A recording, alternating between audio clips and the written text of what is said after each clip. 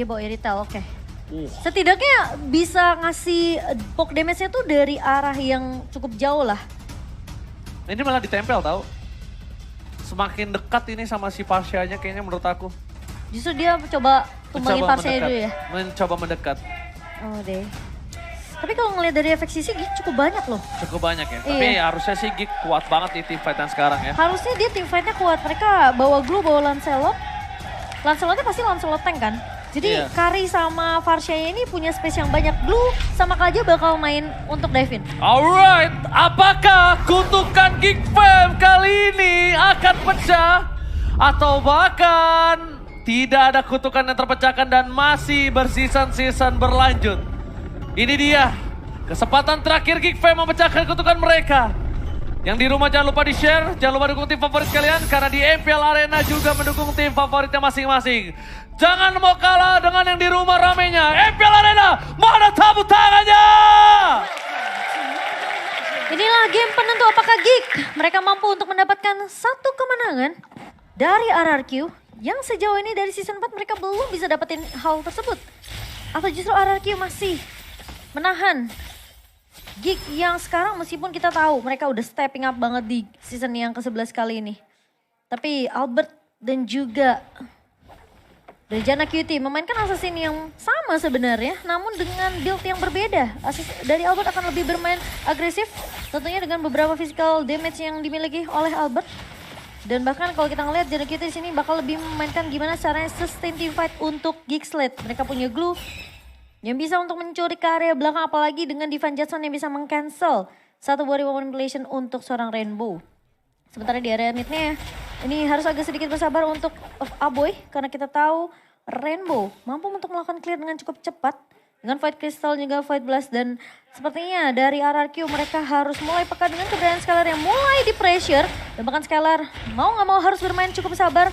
Potensi dari Baloyski memang belum punya level 4, belum ada Divine Judgment untuk menarik Skylar, tapi poke damage yang akan diprioritaskan untuk Geek Slate. Dan mau nggak mau Finn harus ngelakuin babysit ke area bawah, sementara Kadera udah melihat hal tersebut. Dan Albert kali ini udah punya Katrot dan bahkan masuk Finnnya dengan satu buah Tyrant Defense yang langsung di follow up dengan sangat amat baik untuk Albert. Menjadi first blood by Samsung Galaxy S23 diamankan oleh RRQ. Dan Finn bersama dengan Skylar mereka harus bermain agak sedikit sabar, menunggu rotasi yang bisa dibawakan oleh Albert dan juga Rainbow tentunya. Karena Baloyski ini mereka bermain yang cukup berani untuk mendapatkan inisiasi, sementara Turtle Camp by Samsung Galaxy S23 Series 5G sudah mulai muncul di menit kita yang kedua. Turtle pertama yang harusnya bisa diamankan oleh pemain-pemain dari Geek Slate tanpa adanya kontes yang bisa dilakukan oleh RRQ karena Albert lebih memprioritaskan untuk mendapatkan purple lane, sementara Baloy akan dipukul mundur dengan satu buah Void Crystal dari seorang Rainbow. Lagi-lagi Turtle yang mungkin bisa diperhitungkan kembali oleh tim RRQ. Kalau misalnya ini Turtle yang mahal dari awal, sedikit demi sedikit mereka lepaskan, tapi Divine Judgment telah didapatkan. Tapi lihat apa tempat sana, Katsu gagal berhasil mendapatkan siapapun. Di bottom lane, pasukan dari RRQ gagal berhasil mendapatkan satu point kill pun. Dan nampaknya reward manipulation dibuka, dipasang begitu saja. Dibalas dengan satu buff Federation, bahkan Rainbow yang harus keluar bersama dengan resource yang dia miliki. Flickernya pun sampai mau tidak dikeluarkan. Iya, harus sih daripada terpick off ya dari seorang Rainbow sendiri dengan mungkin area of effect yang cukup besar dari Aboy di sini. Tentunya dari segi high ground akan dimenangkan oleh Geek Slate. Sementara dari Lemon bersama dengan Albert mencoba untuk menumbangkan Luke di sini. Katrotnya sudah mulai connect. Luke, dan ternyata Lemon masih memaksakan satu buah point kill dari bottom lane. Juga akan ada point kill yang tertukar. Satu sama, mirroring saja. Walaupun sesungguhnya yang lebih unggul adalah RRQ dengan adanya EXP lain tumbangan, tapi Skylar, where are you going? Skylar mencoba untuk melakukan baiting. Berhasil mendapatkan satu buah point kill, tapi tidak adil ditukar dengan seorang diri dari Skylar. Cold lanernya. Dan bahkan Vader Aspect membuat Janna Kitty kali ini lebih pede untuk bisa masuk ke dalam pasukan dari RRQ. Iya, terlalu memaksakan sedikit ya skirmish dari Skylar. Karena mungkin dia tahu rotasi dari Albert udah mulai berjalan ke area bawah. Cuma posisi dari Skylar ini udah low banget dan agak sedikit jadi rugi buat RRQ. Karena yang awalnya mereka berhasil untuk tumbangin Luke ditukar sama Finn itu sebenarnya udah dipegang sama RRQ. Cuma ketika Skylar tumbang, Albert cuma bisa dapetin satu pemain dan Kaderanya tadi masih bisa mundur. Albert masih mau lebih. Lihat, menuju ke arah Jana Kitty. Ditahan terus. Jana Kitty ini agak cukup berbahaya. Dia permainan Lancelot yang benar-benar luar biasa. Objektif on point gaming yang didapatkan. Tapi Albert gak bakal bisa masuk. Defense Judgment berada di garis depan. Belum ada informasi telah diberikan. Albert membuka posisinya. Tapi Jana Kitty gagal berhasil mengamankan. Sartale kemudian diamankan oleh Albert. 1 poin kill didapatkan oleh pasukan dari Geeksland. Tidak ada pertukaran sama sekali. Bahkan Skylar akan menjadi korban selanjutnya. Luke, a boy with potential. Kali dia berhasil mendapatkan double kill. Dan Lemon. Where are you going, Lemon? Gak bisa bertahan. Kadera tersolo because of bottom lane. Kadera menjadi korban yang harus didapatkan oleh seorang Albert dari Turtle. Kali ini Albert berhasil mendapatkan Kadera. Di sini di mana dua dari English Dance berhasil mendapatkan potensial Geeksland. Sedangkan 1 poin kill lagi-lagi diamankan Albert. 2 kali solo pick off yang didapatkan sangat mahal dari seorang Albert. Iya, tapi kelihatan targeting dari Geeksland mereka lebih berfokus numbangin Skylar. Siapapun yang bisa untuk mengincar ke arah Skylar pasti bakal di follow up oleh pemain-pemain dari Geeksland. Bahkan ini harusnya menjadi satu momentum untuk Albert. Kalau dia cukup free, harusnya dia bisa untuk melumat pemain-pemain dari Geeksland. Tapi ya minusnya itu, mereka akan kehilangan Skylar di waktu yang cukup cepat. Bahkan dengan adanya satu buah Curse of Crow dari seorang Aboy di sini. Yang ngebuat seorang Skylar mampu untuk terstun. Dan bahkan Luke, dia bakal 1v1 dengan Lemon saja. Reds gagal didapatkan, Flicker berhasil membuat Balesti bertahan hidup. Tapi lihat real wall manipulation. Cutthroat berhasil didapatkan. Menuju ke arah depan, Pedro Resto yang memfollowing up pasukan dari RRQ. Yang kali ini mendapatkan kerugian ketika Pawlowski ditumbangkan. Defense Judgment-nya pun tidak ada artinya lagi. Ketika informasi telah diberikan tidak ada flicker, all in yang dilakukan pasukan RRQ ternyata membuat Geeksland tidak bisa menyelamatkan Pawlowski-nya kembali, Momochan. Ya, dan dengan adanya Varsha dan juga Eve ya, ini cukup penting tentunya untuk penggunaan skill yang dimiliki oleh kedua mid laner ini. Biasanya kalau Tika yang ngebuka ultimate yang terlebih lama seperti mungkin Rainbow akan menyimpan dengan satu buah Remote Manipulation ya. Ketika Aboy udah ngebuka Feather Aztec mungkin ini bisa dibalikan sama Rainbow dengan Remote Manipulation. Jadi penggunaan skill timingnya ini benar-benar harus diperhitungkan oleh kedua mid laner. Oke, dengan Arjana Kitty berada di garis depan. Terror Westwood Blackout! Bahkan Gatling didapatkan retribusi dari 1 point from Jana Kitty. Membuat satu buah cindera mata dari para pasukan RRQ. Kehilangan Pawlowski nampaknya bukan masalah selama Turtle dari pasukan RRQ gagal mereka dapatkan. Mencoba untuk mengejar ketertinggalan dari Gold. Skylar juga di arah bottom lane mencoba untuk dominasi. Tapi again and again Profesor KB udah bilang objektif gaming, perebutan objektif. Power of retribution dari seorang Albert ini mungkin udah harus diperhitungkan. Karena beberapa kali gagal berhasil mendapatkan di saat momen-momen tertentu. Dan jika tidak ada perubahan atau mungkin power of retribution-nya kali ini sedang tidak pede. Ada baiknya langsung ada di Judgment. Lemon hilang terlumat begitu saja. Sebelum menyelesaikan apa yang aku bicarakan ternyata di arah top lane sana. Ada satu buah poin kill yang didapatkan. Jana Kitty nggak bisa bertahan kembali. Dia memilih untuk mundur dibandingkan harus memaksakan mempertahankan turret di arah bottom lane. Nah tadi maksud aku kalau misalnya dari segi kepedean untuk retribution-nya tidak ada. Ada baiknya Ganyang. Ganyang terlebih dahulu. Karena lihat Albert, Throat yang didapatkan. Satu buah point kill, terlalu peseng. Tidak bisa diselamatkan kembali, Balesky akan menjadi korban kedua. Kami lihat Skylar di depan sana mencoba untuk melakukan cutting.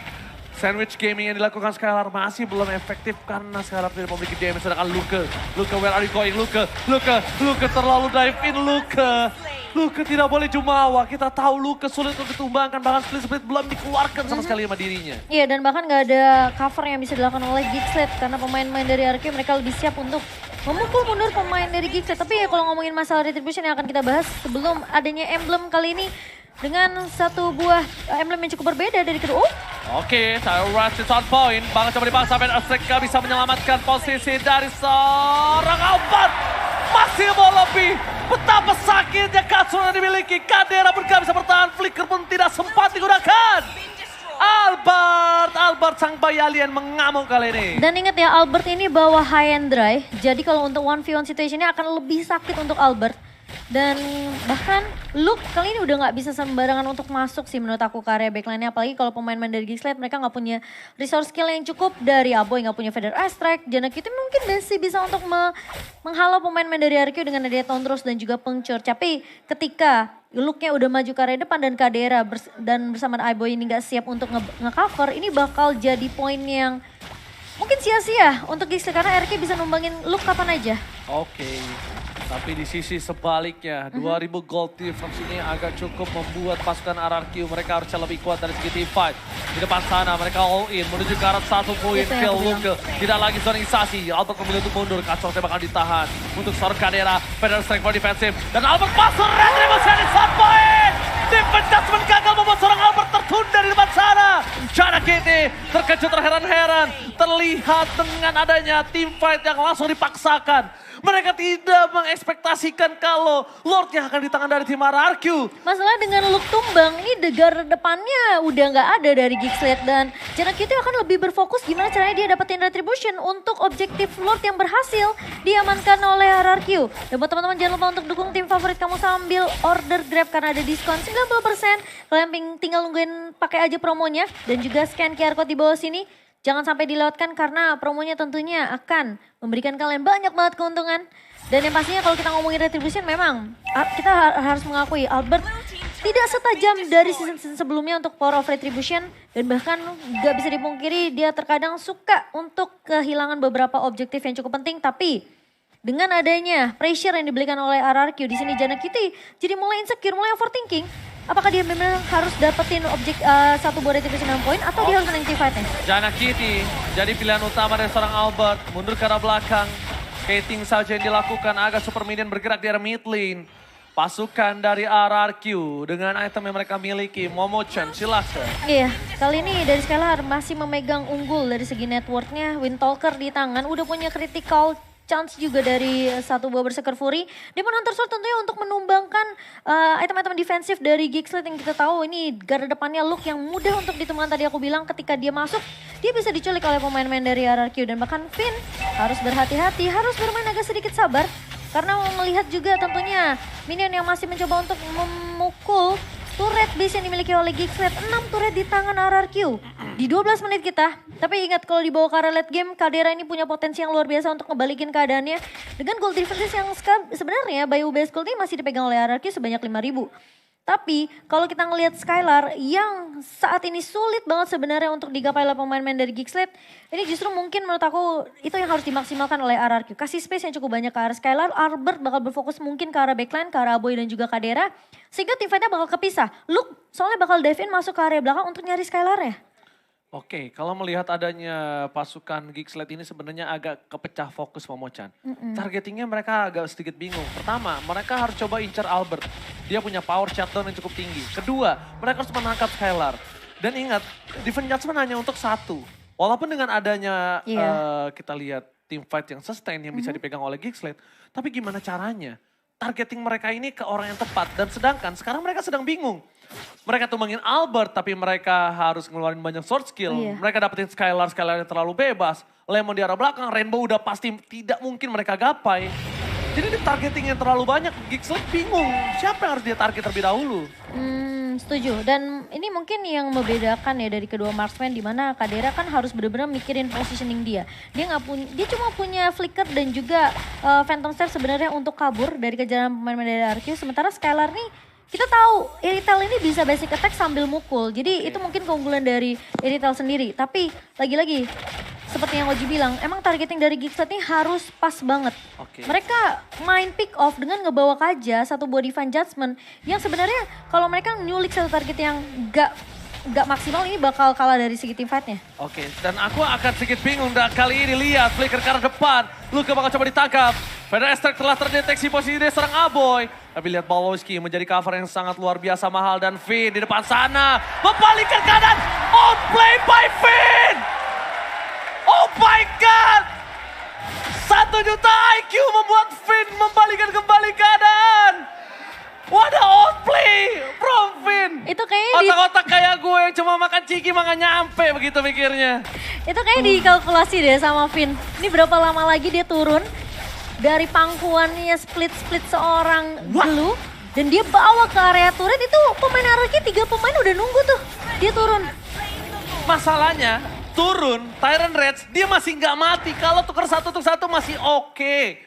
Tapi ini nggak ada pertukaran sama sekali. Momo-chan.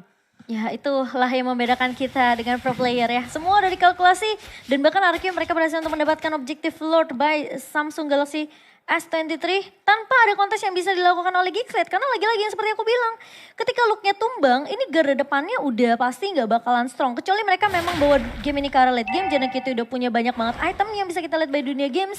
Dimana kali ini dari JNKT udah punya anti-Quiras. Dan bahkan dengan HP yang bertambah dengan Guardian Helmet, namun Finn gak berhasil untuk menculik 2 pemain di area atas. Namun setidaknya informasi didapatkan dan pemain Geeksled ini bakal dipukul mundur sembari menunggu Lord yang akan berjalan ke area atas. Padahal ya, kalau tadi Finn dapat pun ya, itu nggak ada yang bisa follow up tuh, masih terlalu jauh tuh. Finn malah bisa dibalikin keadaannya. Tapi untungnya nggak kena, jadi Finnnya nggak langsung kemakan lah. Karena Finn kan nggak punya flicker. Iya. Iya kan? Tapi inget ya, pasif Kufra ini juga ngeselin loh. Yang nambahin Nambah darah. HP, ha. Ya, betul. Lumayan satu hitnya itu lumayan, tapi Defense Judgment menuju ke arah seorang Lemon. Keputusan yang salah nampaknya membuat Lemon masih bertahan hidup di garis depan. Pasukan dari RRQ, tidak ada Defense Judgment, informasi telah diberikan membuat seorang Albert bebas harusnya bisa ke arah belakang. Tapi Albert memilih untuk one by one situation dengan seorang Chana Kitty. Masuk ke arah belakang, apa yang menjadi pilihan Albert? Bisa-bisanya dia masuk ke dalam tanpa adanya purple buff. Iya. Dan Finn terbelakang di garis depan sana dan harus menjadi korban selanjutnya. Lemon memberikan badan dan dirinya. Pasukan dari RRQ mereka agak sedikit miss move. Membuat pasukan RRQ harus mundur. Geeksled mereka berhasil mendapatkan keuntungan dengan adanya miss move dari pasukan RRQ. Mau gak mau Finn harus masuk kecuali Albertnya tadi bisa dapetin 1 ke arah JNKT di area bottom lane. Cuma masalahnya Albert tadi gak bawa purple buff, energinya itu udah bener-bener minim banget, terbatas. Mau gak mau Finn harus masuk untuk menghalau follow up yang bisa dibuka sama Geeksled tadi. Lebih baik Finn yang tumbang dibandingkan Albert yang tumbang. Iya, Immortal lagi, sama Iya. Immortal pecahnya.